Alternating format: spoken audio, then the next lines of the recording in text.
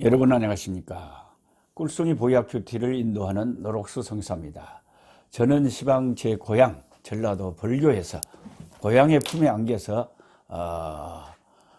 영육간에 좀 쉼을 가지면서 이 제가 3,000원 주고 사온 이 천리향, 이 천리향 향기를 맡으면서 아주 편안한 날을 보내고 있습니다. 여러분 심령에도 하나님께서 평강을 강물같이 흐르게 해 주시기를 소망합니다. 오늘은 2020년 2월 8일 토요일입니다. 주일을 준비하는 날이죠. 39일째, 365일 중에서 39일째 되는 날인데요. 레위기 25장에서 27장까지 오늘 레위기의 마지막 말씀을 나누도록 하겠습니다. 여러분의 성경 레위기 25장을 펼쳐 보시기 바랍니다. 제일 먼저 안식년에 대해서, The Sabbath Year에 대해서, 안식년에 대해서 1절부터 7절까지 말씀을 합니다. 25장에 안식년. 근데 우리는 이것을 사람이 생각지도 못했는데요. 하나님은 시내산에서 모세를 데려다 놓고, 모세야, 이스라엘 백성이 가나안 땅에 들어가거든 안식년을 지켜야 된다. 안식년. 우리 사람이 미처 생각하지 못하는 것을 하나님은 생각하시고 우리에게 이 안식년을 명하십니다. 이 사바스 이어라는 것은 제가 지금 안식년으로 올해 지금 한국에 들어와 있거든요. 제가 속한 저희 고신총회 선교부에서는 3년이 지나고 6개월간 안식년을 할 수가 있습니다. 아니면은 6년이 지나고 1년간 안식년을 할 수 있습니다. 자기가 선택할 수 있어서 저는 3년 지나고 지금 6개월 하고 있고, 또 6개월 후에는 다시 선교지로 복귀하고, 또 3년 지나면 또 6개월 하게 될 것입니다. 그런데 이 안식년이라고 하는 것을 가나안에 들어가거든 꼭 실행을 해라. 그래서 6년 동안은 농사를 지을 수가 있어요. 포도원에 포도 열매를 딸 수가 있어요. 그러나 7년째 되는 날은 안식년이니까 이 해에는 농사를 짓지 말라고, 땅을 안식하게 하라는 겁니다. 땅을 쉬게 하라는 겁니다. 참 보통 우리 인간은 생각할 수 없는 것을 창조주 하나님은 생각하셔서 우리에게 이렇게 명하십니다. 왜 이렇게 해야 되는지 우리는 그 이유를 잘은 모르지만 우리 하나님께서 우리 인생의 유익과 축복을 위해서 명하는 것 아니겠습니까?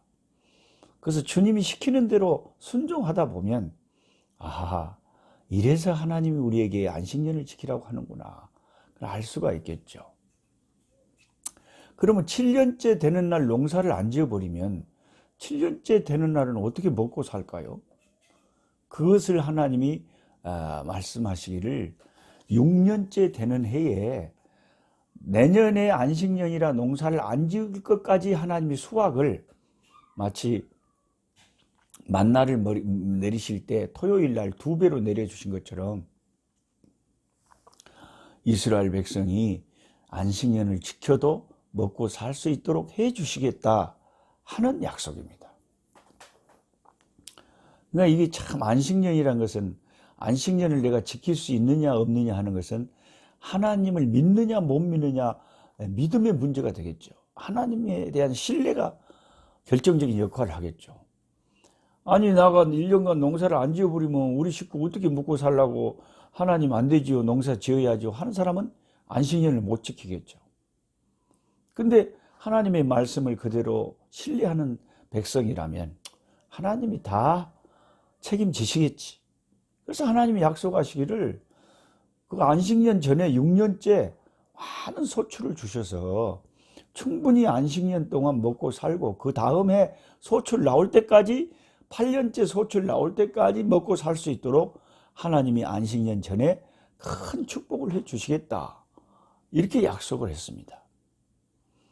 그런데 여러분, 저와 여러분이 당시에 이스라엘 백성이었다면 우리는 안식년을 지킬 수 있었을까요? 농사를 1년 동안 안 지어버리고 살 수 있을까요? 예? 그래갖고 이제 그 이스라엘의 역사를 우리가 이미 알지만은 그 사람들이 가나안에 들어가서 이 안식년 지키라고 하는 이 말씀을 소홀히 하고 안 지켰다는 거죠. 땅이 쉬지를 못했어요.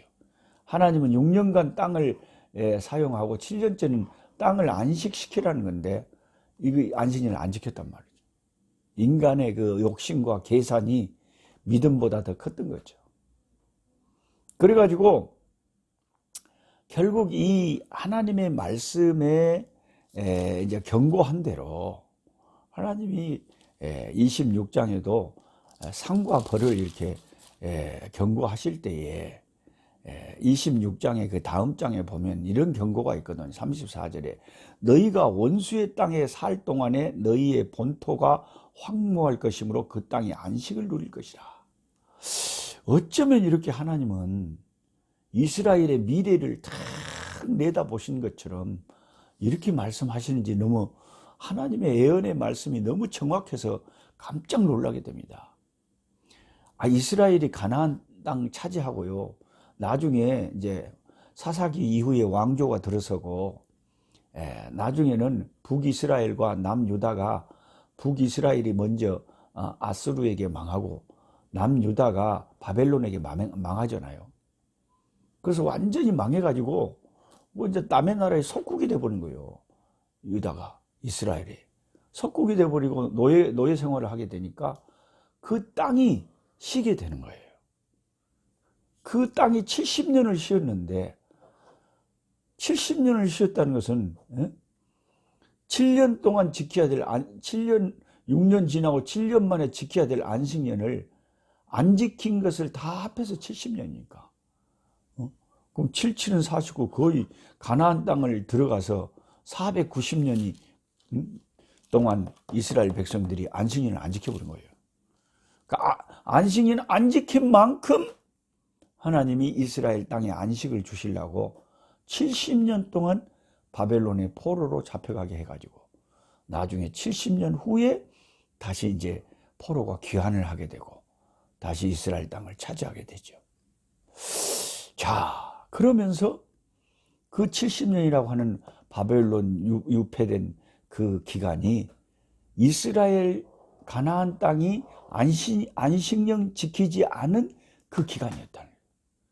그 땅이 충분히 70년 동안 이제 안식년을 갖게 된 거죠. 그래서 우리가 이렇게 이 공부하는 하나님의 말씀은 정말 무서운 말씀입니다. 이 성경 안에는요, 구원에 이르는 길이 다 들어있고요. 축복받을 수 있는 길이 이 성경 안에 다 들어있고요. 여기에 능력이 있고 치료가 있고 이 성경 말씀 안에 또한 저주와 축복 이게 같이 다 섞여 있어요. 그래서 하나님 말씀이 얼마나 무서운지 레위기 26장에 상과 벌에 대해서 말씀하신 그대로 나중에 이스라엘 역사가 하나님 말씀하신 대로 되더라. 그들이 하나님 말씀을 명심하고 살았더라면 사람의 욕심을 버리고 안식년을 7년마다 지키고 그 다음에 8절부터 나오는 희년을 지키고 부당한 이익을 취하지 않고 하나님의 법도를 지키고 살았더라면 희년이라는 것은 안식년을 7번 한 다음 77은 49년 다음에 그 50년째 되는 대석죄일 7월 10일 날 나팔을 크게 불고 이제 희년이 시작됐다는 것을 이스라엘 백성이 알리라 그랬어요. 희년은 자유의 해인데 내가 집이 가난해서 옆에 사람한테 돈을 꾸었는데 돈을 못 갚았어요. 그러면 그 집에 일해줘야 되고 노예가 될 수도 있잖아요.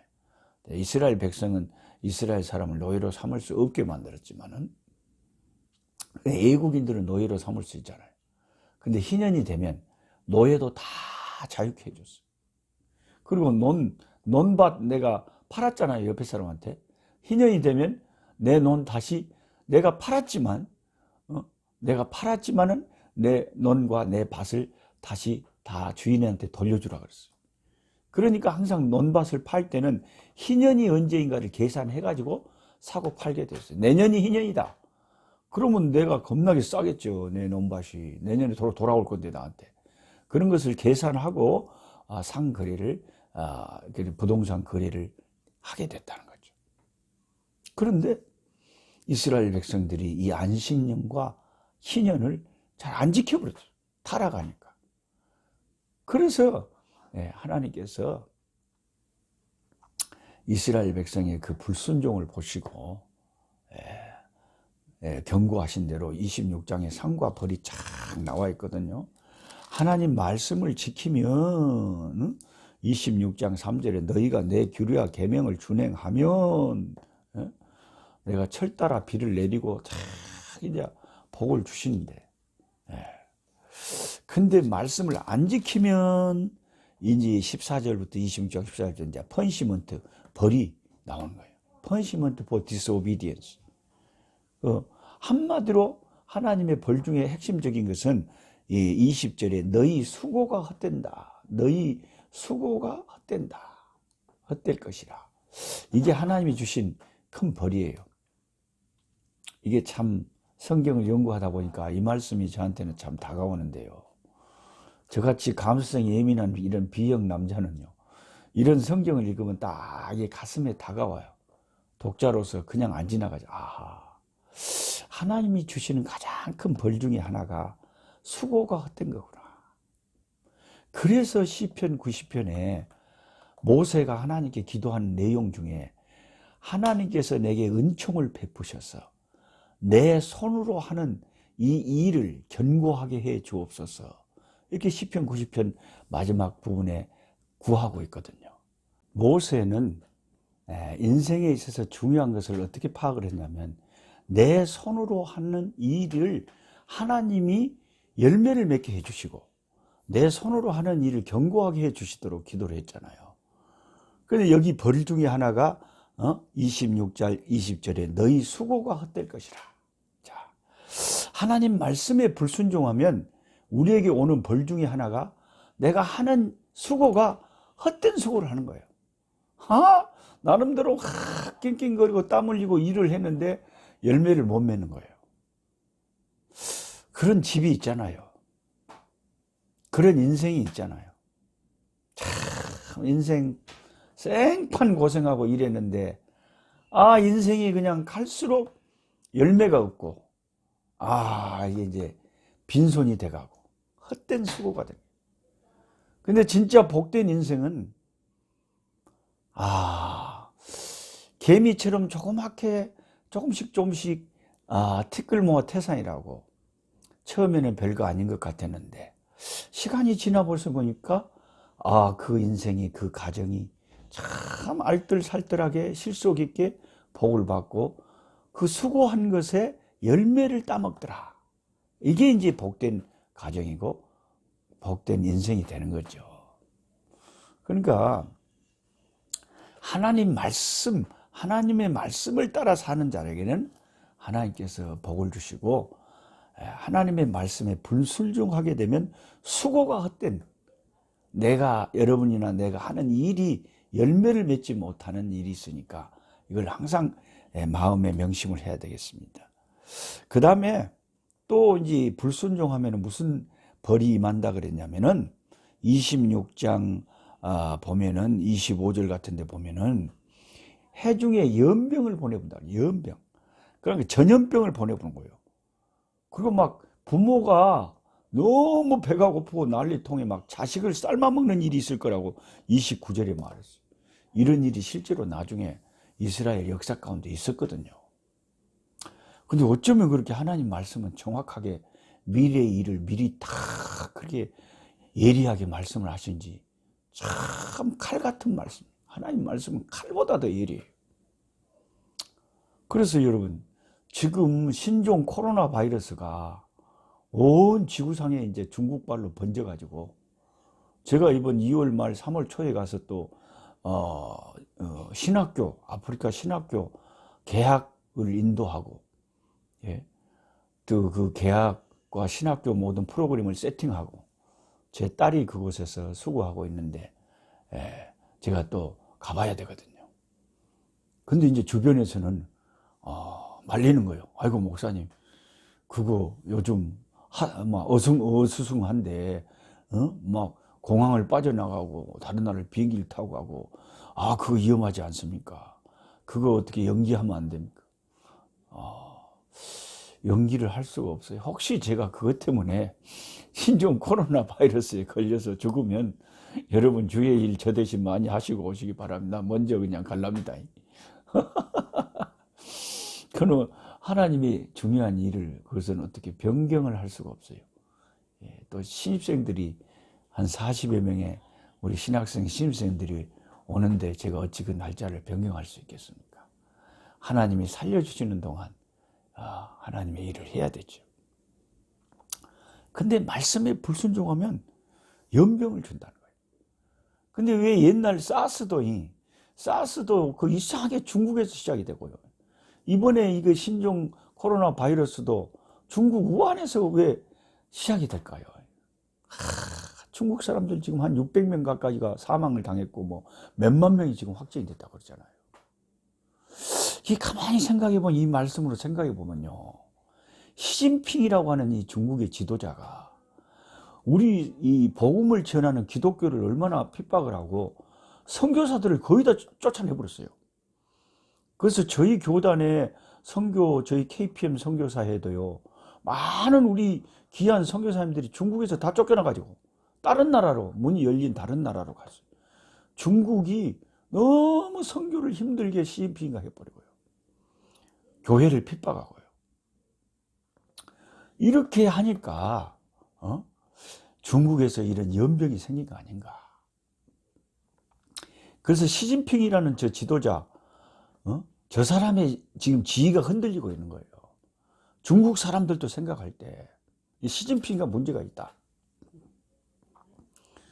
국가에 큰 우환이 생기고 문제가 터지면은요, 지도자가 책임을 져야 될 거 아니에요.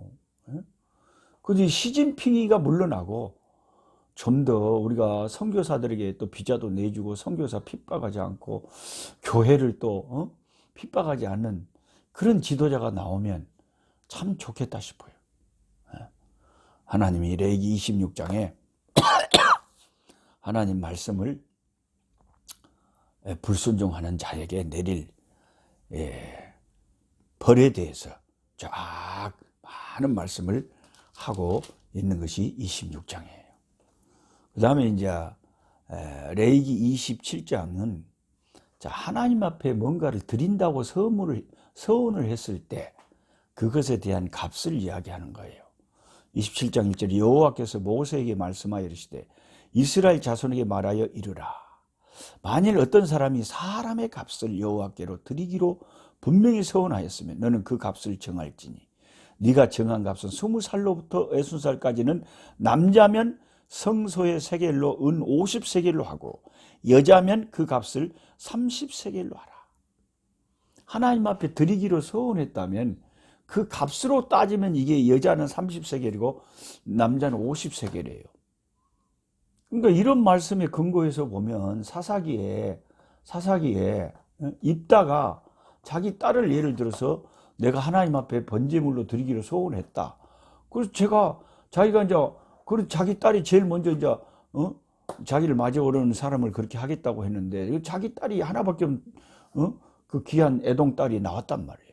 그러면 이런 말씀이 벌써 있기 때문에 모세의 율법이 있잖아요. 그럼 굳이 자기 딸을 꼭 무슨 불에 태워서 하나님 앞에 인신 공양을 해야 되겠어요? 그러면 안 되죠. 그럼 여기 은 30세겔로 그 딸을 하나님 앞에 바치기로 소원했으면 은 30세겔로 쳐서 하나님 앞에 바치면 된다는 거예요. 그래서 그 사사기를 해석할 때 그 본문을 입다가 자기 딸 그 번제물로 바친 진짜로 태워서 주겠겠냐. 이게 이제 킹 제임스 버전에는 그렇게 나오고 NIV는 그게 아니고 평생 결혼을 하지 않고 자기 인생을 하나님 앞에 바쳤다. 수절하고 바쳤다. 이렇게 해석을 해요. 그러니까 두 해석 중에 어떤 해석이 맞는지는 나중에 우리가 주님 만나면 물어보면 주님이 가르쳐 주실 거예요.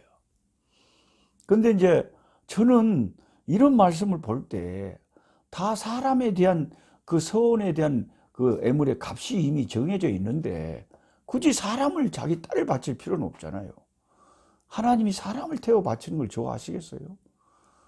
그래서 저는 그 입다의 딸을 정말로 불태워 주겠다, 이렇게 생각을 안 하는 그런 의견을 저는 더 좋아합니다. 그러나 제 의견이 맞는지 틀린지는 아버지 앞에 가봐야 알지, 어떤 분들은 그 반대 의견을 아주 자신 있게 막 말을 해요. 진짜로 태워주겠다고, 문자 그대로 믿어야 된다고. 근데 저는 그 어려운 말씀을 자기가 무슨 하나님인 것처럼, 다 아는 것처럼 확신 있게 말하는 목사님들이 조심스러워요. 여러분들도 그런 걸 조심하시기 바랍니다. 우리가 알고 있는 이 성경에 대한 지식은요, 무슨 태평양 바다에 이 물 한 컵에 컵 한 조각의 물만 떴다. 태평양 바다야. 이 컵 속에 있는 물 한 모금, 이거하고 비교가 되겠어요. 우리는 이 정도의 지식을 가지고 뭘 막 성경을 잘 알고 하나님을 아는 것처럼 까부는데, 정말 하나님 앞에 조심해야 됩니다. 내 생각은 이렇습니다. 그러나 하나님 앞에 가봐야 알겠습니다 하는 정도가 저는 맞다고 생각을 합니다.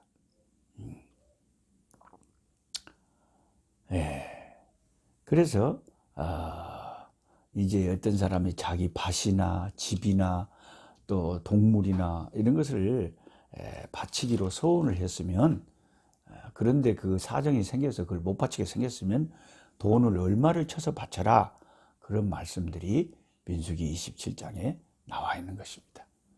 그리고 이제 마지막 부분 30절부터는 10분의 1은 여호와의 것이라 그랬어요. 그 땅의 10분의 1은 곡식이나 나무 열매나 여호와의 것이니 여호와의 성물이라. 만일 어떤 사람이 그 11조를 물으려면 그것에 5분의 1을 더할 것이요, 모든 소나 양의 11조는 목자의 지팡이 아래로 통과하는 것의 10번째 것마다 여호와의 성물이 되리라. 그 우열을 가리거나 바꾸거나 하지 말며 바꾸면 둘 다 거룩하니 무르지 못하리라. 이것은 여호와께서 시내산에서 이스라엘 자손을 위하여 모세에게 명령하신 계명이다. 자, 짐승이 20마리가 있어요. 우리 집에 소가 20마리가 있는데 20마리에 11조는 2마리잖아요. 이 2마리를 바쳐야 되면 사람이 그냥 바치면은 안 좋은 것을, 좀 싼 것을 출소할 거 아니에요. 선택할 거예요. 네 바치자, 네 하나님께 바치자. 그러면 11조 2마리. 근데 내 마음대로 그거 선택을 못해. 왜? 인간이 선택을 하면 안 좋은 거 선택할 수 있으니까. 그래서 32절에 소나 양의 11조는 목자의 지팡이 아래로 통과하는 것이 10번째가. 자, 지팡이를 딱 이렇게 해놓고 통과를 시켜요. 야, 지나가, 너희들 지나가는데 하나 둘 셋 넷 갖고 10번째 딱 지나간 너, 하나님 앞에 11조로 바치는 거야. 그 내 마음대로 택하는 것이 아니라 그 목자의 지팡이 아래로 지나가는 것에 10번째 것을 딱딱 택해 갖고 하나님 앞에 그대로 바쳐야 되는 거죠. 그 인간의 어떤 탐욕과 욕심이 개입하지 못하도록 하나님 앞에 순수한 10의 1조를 드리도록 하나님께서 그렇게 지혜롭고 자상하게 말씀하고 계십니다. 요즘 그 유튜브를 보면 제 유튜브는 불과 뭐 조회수도 몇백 명 안 되고 구독자도 이제 2,000명 시방 될까 말까 하는데요. 그 뭐 수만 명이 보고 수십만 명이 보는 그런 거 보면 주로 어떤 주제를 사람들이 많이 보면 11조 꼭 해야 되냐, 그런 걸 사람들이 많이 보더라고요. 근데 하나님 앞에 10의 1조를 드리면 내 복 아닙니까? 그 드리기 싫어서 자꾸 꼭 해야 되냐, 그런 걸 보는 거 아니에요? 여러분, 하나님이 내게 10개를 주셨는데 1개 드리는 게 아깝습니까? 더 많이 드려도 모자라지 않아요? 최소한의 조건으로 10분의 1을 하나님이 내게 주신 것 중에 바치라고 한다면 우리는 그거 참 감사한 일로 그 11조를 못 하겠어요. 더 해야죠. 더 하고 살아야죠.